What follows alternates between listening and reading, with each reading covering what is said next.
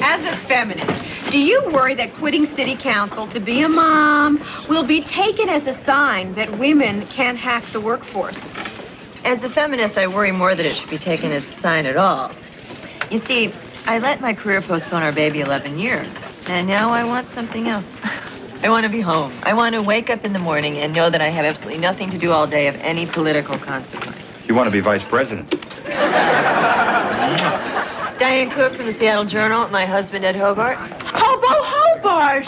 I used to watch you every day after school. Do you know, to this day, I can't see a pig without thinking of you. I never get tired of hearing that. Look, I don't want to interrupt your interview. Oh, no. Just one more question. When is Slaney naming your successor? Actually, we just came to an agreement today. It'll be someone whom I trust both personally and ideologically to carry on the reforms that I've pushed for. And his name is Ed Hobart. No, really, who? Look, I know telling fairy tales doesn't qualify one to take a seat in the city council. That kind of talent is usually reserved for people seeking national office. But once I reveal my 1,000 pigs of light philosophy, I think the voters will come running. The best of luck to you. Wait till I tell my mom. Councilman Hobo. Whoa, I feel a certain amount of respect is building. Carol, you left the office without signing these. I hate that. Did I just see a reporter leaving this table? Mm-hmm. You didn't tell her about that harebrained thing where you might be abandoning your constituency just to have a baby, did you? Not might. And what is this I'm supposed to sign? A letter, voiding your resignation immediately. Anna. Look, Anna, I know it's scary to you that Carol's quitting and I'm finishing her term, but I gotta tell you, it means so much to me that you decided to stay on as my aide. I have your total belief and support. Press hard, there's carbons. Anna, no. Okay, fine. Quit your job to have a baby. Some people are so selfish. Oh, she's right behind me. Say, Ed, now that you're joining the fold, I just thought I'd drop by and let you pick my brain. Looks like somebody beat me to it. Hey, listen, I know that you think politicians like me are, well... Reprehensible? Fine. Come here, son. You know, I think you're going to be a lot more flexible than that pretty little wife of yours. You know, I don't know what it is about us men that makes us so much better at running things, while gals are so flaky, shrill, and emotional. Maybe it's our sensitivity. There you go. Yeah. Baby Hobart, this is your life. Take one. Okay, everybody, say hi to the baby. Hi, baby! Yuppies. Are they precious or what? Oh, look at the time. Stephen, this shower may be an asinine ritual to you, but for your brother's firstborn, it's not too much for you to sit and suffer like the rest of us.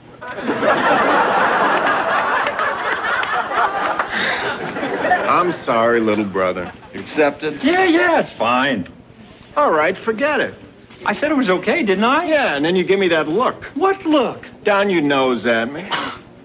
You think I'm beneath you, just because you went to college and I didn't. No, I don't. Yes, you do. You think I'm beneath you, because I got to work on my feet all day and all my shirts have sweat moons in the pits. I don't. Admit it. You think I'm beneath you because I got drunk at your wedding and I threw up in a punch bowl. Shrimp puff? Hope she likes it. Oh. I'm not good at buying gifts for babies. I mean, if it was a senator or press secretary or something. Anna, relax. I mean, what baby wouldn't love? Baby's first Rolodex? No. Tell me you didn't get her one, too. Don't be surprised if your old college roommate is out of circulation soon, Ed. Oh? A certain Karen has done what no other woman in my life has been able to do. Read without moving your lips? That's not fair. That is not fair. No, I mean it. This time, it's different. Karen has fit right in with the Dean Foster master plan. The what? The master plan, Steve. See? The master plan. The lakefront house, the sailplane, the Jag. So far, I have cable and the Mr. Coffee. And now, Karen. You don't mind if I wait to rent the tux? That's not fair. Our Carol. Finally a housewife. Yep. And now that my two boys are out of the house, we'll be able to spend all sorts of time together. Well, great. Doing what? Well, let's see. Mornings, doing housework, gossiping about that little argument we had with the husband. Afternoons, grocery shopping, yapping on the phone about how annoyed we are with our husbands. And evenings, sitting at dinner, telling our husbands how much we miss them all day. Listen. With Carol quitting and your show being canceled, I don't want my niece born into an unemployed house. It's not American. Steve, no. no. Now listen. I just want you to know I still have a catering truck with your name on it. Okay. Now, it's long hours in front of a hot, scummy grill. But believe me, after driving a 40-foot chuck wagon full of scalding lard and smelly egg salad from construction site to construction site, you're going to be pointing to each grease blister like it was a badge of honor.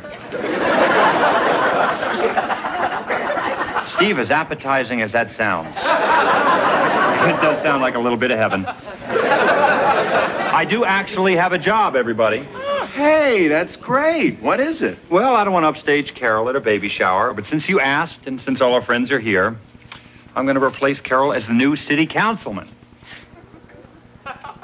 No, really, what? I feel that respect is building.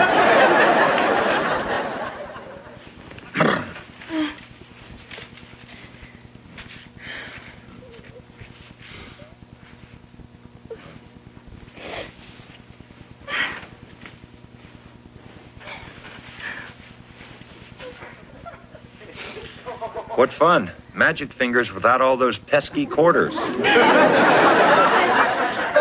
Oh, Carol, what, honey? I don't know how to make cookies. You swine.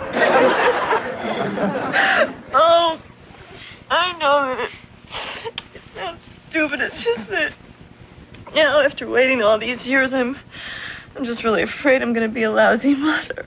If it's any comfort, I'm afraid I'm going to be a lousy father. Thank you. I feel much better now. Honey, I know what you're worried about. The all-night crying, Yes. the utter helplessness, Yes. the constant whining for attention. Yeah. Simple, I'll stop now. The baby won't pick up my bad habits. Ow! Oh, Ed. Slaney's budget? Yeah. God, you're not going to be sworn in for 3 weeks. Make the most of your time. Read comics. Watch Morton Downey. I thought I'd play armchair quarterback for tomorrow's vote. Let me guess how it's going to come down. Does the term "no way in hell" mean anything to you? Actually, I'm voting to approve it. No, you can't be serious. Well, I mean, it could be better, but... Could be better. Jimmy Hoffa could be better, but I wouldn't leave a light on for him. Just listen to me for a minute, No, please. I don't understand. All this stuff, this is all stuff that you care so much about. Things you made me care so much about. It cuts waste control, homeless shelters, education. Why in the world would you vote yes for this? Okay. You want to know the truth? Yeah, that'd be nice. I'm doing this in exchange for your appointment. What? Ed, the only reason that Slaney let me pick you was in exchange for my vote to break the tie and pass his budget. If I change my vote, then you lose your seat. You traded your vote on this thing to buy my seat? I feel so easy and cheap. Honey, look, I hate this too, I really do, but try to understand, trading one iffy vote for 2 years of good votes is a great deal. I don't know, honey. I'm a little disappointed in you. Oh, Ed, I don't feel so good. Of course you don't feel so good. I'd feel terrible, too, but if I had to tell the homeless I was closing their shelters down. I feel really weird. Of course you do. You're gonna be up there tomorrow, voting away their only means of support. Oh, my God. Carol, don't worry. You haven't voted yet. You can still change your mind. I don't think so. Oh, my God. Oh, my God. Oh, my God. Oh, my God. It's oh, my God time? Oh, boy. Oh, my God.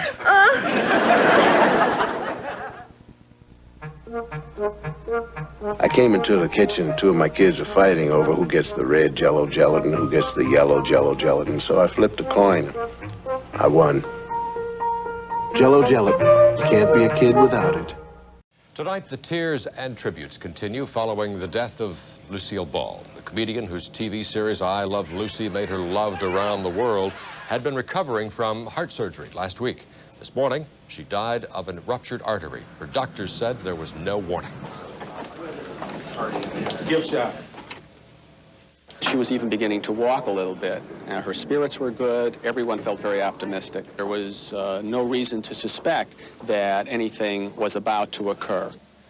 Today, Lucille Ball's family remained in seclusion while journalists from around the world covered the story of her death. And everyone remembered how brilliantly Lucy brought comedy to life. So why don't you join the thousands of happy, peppy people and get a great big bottle of Midgeman. She inspired women comics. You'd have to be inspired to watch her work and realize that it's possible for a woman to get laughs. So no matter how many tears we cried a day, the laughs outnumber them.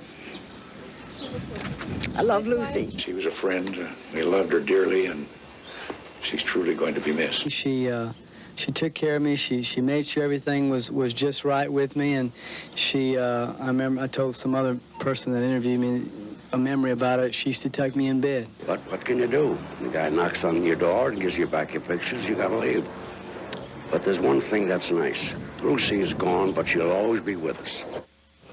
And a bit later in this broadcast, a look back at Lucy's incredible career. Dr. Davis. Breathe with me.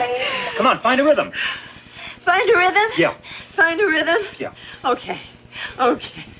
You did this to me! You did this to me! You did this to me! Stephen, do you remember what it was like when we had the two boys? No. Me neither. Oh! Praise the Lord. Okay, easy now. Take some ice. You are doing so well, honey. See, that's the spirit. We got here as soon as we could. Dean and I think it's just super that you wanted to share this moment with your dearest, closest friends and family. Thanks. And you are? Karen. Ah, yes. From the master plan. Right after Mr. Coffee. I'm here, baby. Breathe with me. You brought a date to a childbirth? Hobart, my niece would just love your autograph. Excuse me? Your autograph. Oh, God! Hey, if this is a bad time. No, this is fine. You know, this is a great time. Next time, try to catch me during the conception. Let's see how we're doing here. Ed, not to interfere, but would you mind some friendly advice from a lady who's been there? You give that woman some anesthesia now! Coming! Hey, Ed, you got that ankle biter out yet? Councilman Slaney? Now, listen, you can't vote on my budget tomorrow unless you're sworn in. Judge Withers here is going to do it. Councilman Slaney, one of us needs to look at his priorities. Exactly. Raise your right hand. Oh! That is weird. Doctor, what? Is somebody eating egg salad? Oh. Say, Ed. Excuse me. Yes. Aren't you Councilman Slaney? Yes, I am. My niece would just love your autograph. Say, Ed, you got a pen? Ed, if you're gonna take this council job tomorrow, we gotta get cracking on your briefing. That's it! Out! Get out, all of you! Out! Get out! Everybody out! Out!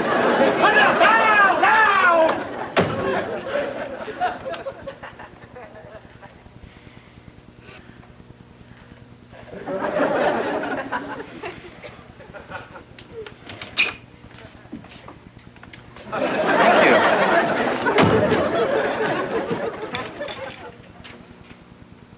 I'll tell you, Ed. After last night at the hospital, I look at you and all that you've got. And then I look at me and my master plan. I've got some serious revising to do. Yeah.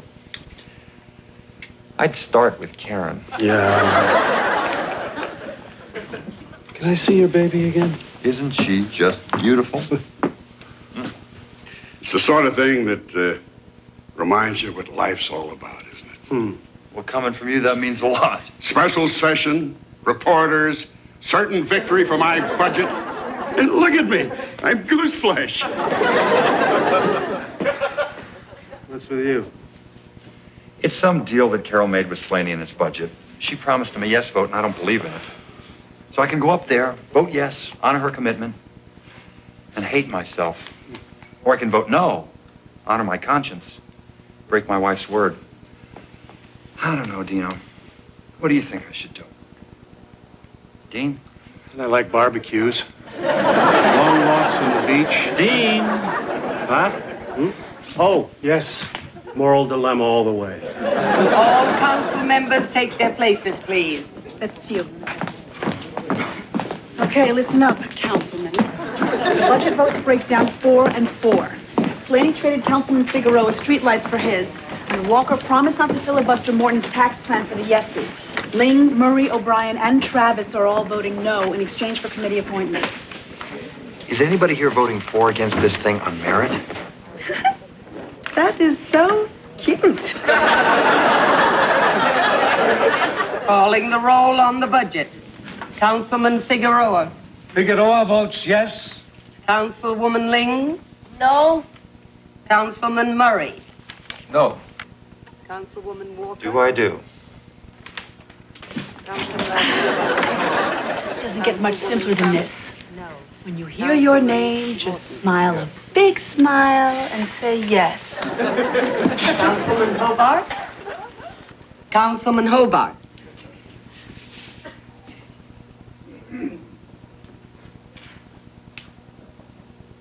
Councilman Hobart, we're 4 and 4. We kind of need your vote, dear. Go ahead, hobo. I want to tell you a little story. It's the first story that I told as Hobo Hobart. And it's about a little boy and a cuckoo clock that ran backwards. Now, this boy loved the cuckoo clock, even though it ran backwards. But he kept trying to fix it. And it became a problem because the clock would not go cuckoo, it would go ook ook. But one day, a wizened old clockmaker rode into town. He came on horseback. The boy was very relieved, of course, because he knew finally his clock would run properly. He said to the clockmaker, he said, "Could you please fix this clock?" He said, "Son, a clock has never been made I could not fix." So, he went back to his house, and he worked and worked for several days. Then he finally, one beautiful morning, came across the town square, knocked on the boy's door, and said, "Son, fix your own damn clock." Now, you're probably wondering what this has to do with my vote in the budget. And I'm going to tell you. Nothing. Which, thanks to all the deals that have been struck in this room, is exactly what each and every one of these council members' votes means. Nothing. And I want my vote to mean more than that. So the hobo votes no. The budget is defeated.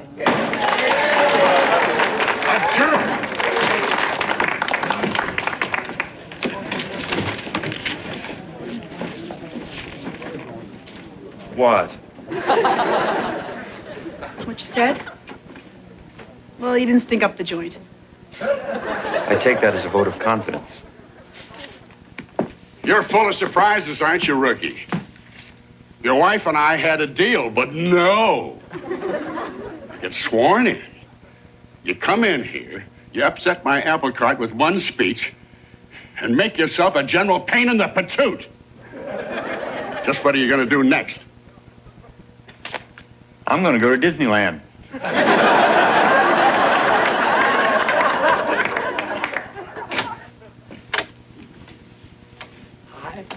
Hi.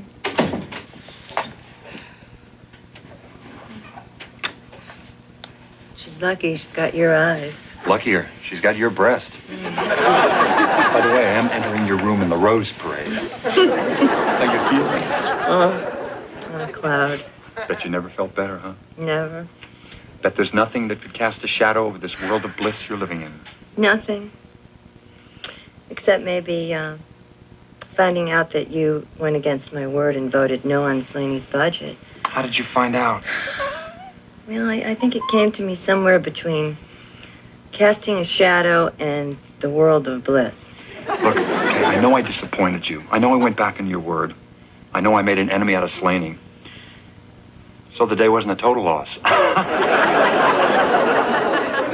actually, you did one more thing. What? You convinced me that I made the right choice in my successor. I am really so proud of you. And so is... A name? We don't have a name yet. Well, actually, we do, really. See, when you were at the city council meeting, I thought of one. I really want to name her Kelly. Kelly. Is that all right? The hobo votes yes.